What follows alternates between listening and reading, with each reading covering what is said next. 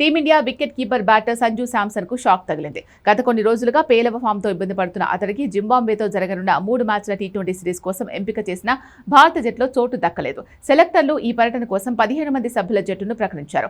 Shreyas Iyer captain గా, అతడికి డిప్యూటీగా తిలక్ వర్మ ఎంపికయ్యారు. ఇంగ్లాండ్ తో రెండో టీ20 మ్యాచ్ ద్వారా అంతర్జాతీయ అరంగేట్రం చేసిన యువ ఓపెనర్ వైభవ్ సూర్యవంశీ జట్టులో తన స్థానాన్ని నిలబెట్టుకున్నాడు. రాజస్థాన్ ఫాస్ట్ బౌలర్ అశోక్ శర్మ కూడా సీనియర్ భారత జట్టు నుంచి తొలిసారి పిలుపు అందుకున్నాడు. ఐపీఎల్ సహా దేశవాళీ క్రికెట్లో సత్తా చాటిన ఈ పేసర్ కు భారత జట్టు నుంచి పిలుపు అందింది. ఈ పేసర్ ఇంతకుముందు శ్రీలంకలో జరిగిన ట్రై సిరీస్ ఇండియా ఏ తరపున ఆడాడు.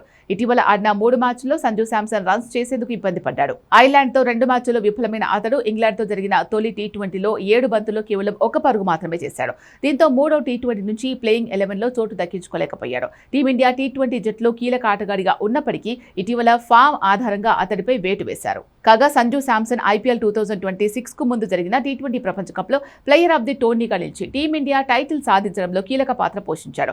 మరోసారి Royal Challengers Bengaluru captain Rajat పాటిదార్ను పట్టించుకోలేదు. సరైన టీం కాంబినేషన్ కోసం రజత్ పాటిదార్ను తీసుకోవాలని మాజీ క్రికెటర్లు సూచించినా అతను తమ పరిగణలో లేడని స్పష్టం చేసింది. స్టార్ ఫినిషర్ రింకు సింగ్ తిరిగి జట్టులోకి రాగా యష్ ఠాకూర్, అశోక్ శర్మ, ప్రభ్ సిమ్రన్, హర్ష్ దుబే తొలిసారి టీమిండియాకు టీ20 జట్టుకు ఎంపికయ్యారు. మరోవైపు తెలుగు తేజం నితీష్ కుమార్ రెడ్డి గాయం నుంచి కోలుకోకపోవడంతో ఈ పర్యటనకు దూరమయ్యాడు. ఇంగ్లాండ్తో వన్డే సిరీస్ కూడా దూరం కాగా అతని స్థానంలో శివన్ దుబేను ఎంపిక చేశారు.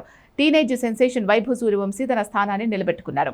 జూలై 23, 25, 26 తేదీల్లో హరారే వేదికగా జరిగే ఈ 3 టీ20ల సిరీస్లో శ్రేయస్ అయ్యర్ సారథ్యంలోనే భారత జట్లు బరిలోకి దిగనుంది. తెలుగు తేజం తిలక్ వర్మ అతనికి డిప్యూటీగా వ్యవహరించనున్నాడు. కాగా జింబాబ్వేతో 3 టీ20లు జూలై 23, 25, 26 తేదీల్లో జరగనున్నాయి.